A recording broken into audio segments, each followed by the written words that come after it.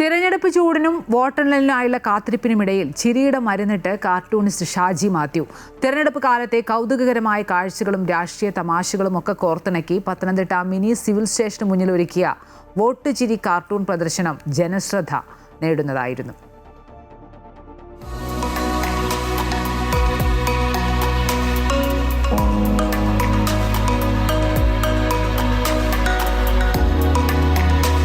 തിരഞ്ഞെടുപ്പ് കാലത്തെ രസകരമായ സന്ദർഭങ്ങളാണ് കാർട്ടൂണുകൾക്ക് ആധാരം.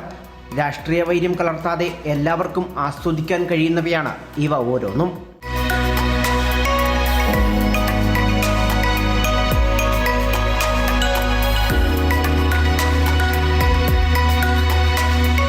കത്തുന്ന വെയിലിനെ അവഗണിച്ചും മിനി സിവിൽ സ്റ്റേഷന് മുന്നിലെത്തുന്ന വഴിയാത്രക്കാർ കാർട്ടൂണുകൾ ആസ്വദിച്ചാണ് മടങ്ങുന്നത്.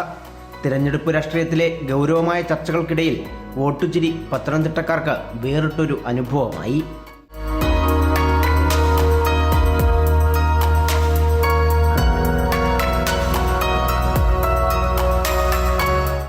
അതെ, ഈ തെരഞ്ഞെടുപ്പ് കാലത്ത് ധാരാളം വിഷയങ്ങൾ ഉണ്ടായിട്ടുണ്ട്. നമ്മുടെ ഈ തെരഞ്ഞെടുപ്പിൽ പല സംഭവങ്ങളെയും ഒരു കാർട്ടൂണിസ്റ്റ് എന്നുള്ള രീതിയിൽ നോക്കുമ്പോൾ വളരെ രസകരമായിട്ട് തോന്നിയത് കൊണ്ടാണ് ആ വിഷയങ്ങളൊക്കെ ഒരു കാർട്ടൂണാക്കി അവതരിപ്പിച്ചിരിക്കുന്നത്.